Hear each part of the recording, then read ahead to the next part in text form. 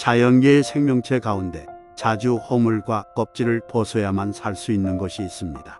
뱀은 자라면서 자주 허물을 벗는데 야생에 서식하는 뱀의 경우 대략 연간 2에서 3회 정도 허물을 벗으며 어떤 뱀은 10번 이상 허물을 벗기도 합니다.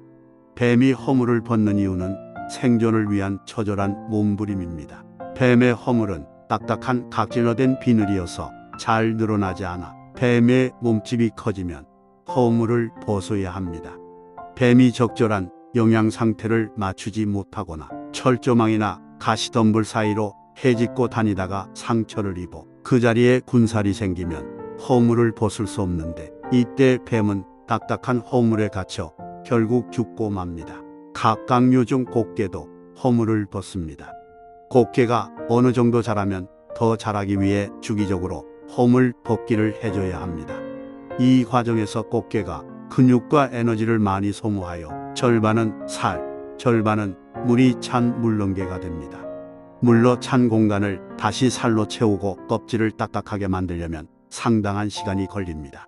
이런 과정을 통해서 꽃게가 다 자라기까지는 10번 정도 허물을 벗어야 합니다.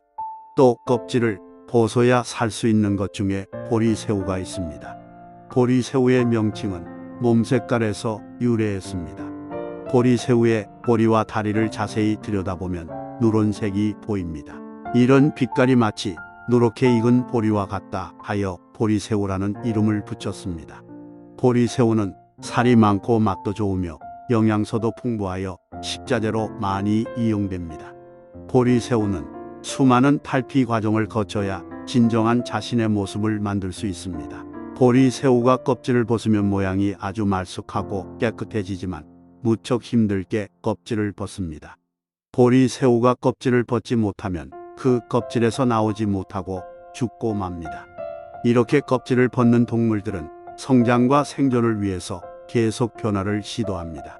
동물뿐 아니라 기업도 허물을 벗어야 살 수 있습니다. 한때 1등 기업이었지만 변하지 않아서 망한 기업들이 있습니다. 과거 컴퓨터 업계의 선두주자였던 IBM은 무사한 일주일 때문에 망하고 말았습니다. IBM 컴퓨터사의 부품 공급업체였던 인텔사의 앤디 그로브 회장은 IBM에 대해서 이렇게 말했습니다. IBM은 한때 컴퓨터 업계에서 선두 자리를 굳게 지켰던 회사이다. 그러나 IBM 간부들은 시대가 바뀌고 시장이 바뀌었는데도 오랜 세월의 승리에 도취하여 제품 개발과 경쟁력 향상에 힘쓰지 않고 과거에 자신들이 쓰던 똑같은 방식만 고집했다. IBM사의 간부들은 자만에 빠져서 옛날 성공했던 기술과 비즈니스 전략을 수정할 생각을 하지 않았습니다. 세월이 흘렀는데도 디자인의 혁신적인 변화에 둔감했고 컴퓨터 안의 하드웨어 프로그래밍 오퍼레이션도 옛날 방식을 택했으며 PC 판매의 주류를 차지하고 있는 도매상과 소매상들에게 아주 교만한 자세를 취함으로 IBM으로부터 등을 돌리게 했습니다. 그래서 결국 1986년 포춘지 선정 미국 제1위의 그룹이었던 IBM은 7년이 지난 1993년에는 206위로 추락하는 수모를 겪었습니다. 코닥은 필름 회사의 대표적인 기업으로 필름 시장을 이끌었습니다. 회사가 생긴 지 131년이 된 코닥은 1980년대에는 종업원 16만 명을 거느리고 세계 필름 시장의 3분의 1을 지배하기도 했었습니다. 그러나 그런 코닥이 2017년에 파산 신고를 하고 말았습니다. 디지털 시대를 대비하지 못하여 치명타를 맞았기 때문입니다. 카메라 기술이 아날로그에서 디지털로 바뀌었기 때문에 필름을 사용하지 않아도 사진을 찍을 수 있고 언제 어디서나 전송도 가능한 시대가 되었습니다. 그런데 흥미로운 사실은 1975년 디지털 카메라 기술을 세계 최초로 개발한 기업이 바로 코닥이었습니다. 코닥은 아날로그 카메라에 이어 디지털 카메라 시대도 이끌어갈 가능성과 잠재력을 가지고 있었음에도 세계 시장을 장악한 필름 사업에만 안주했던 것입니다. 한때 100달러에 육박했던 코닥의 주가는 1달러 아래로 추락하였고 결국 파산의 지경에 이르게 되었습니다. 세계를 주름잡던 핀란드의 휴대전화 회사 노키아의 몰락도 이와 비슷한 사례입니다. 노키아는 1990년대부터 세계 휴대전화 시장의 1인자였습니다.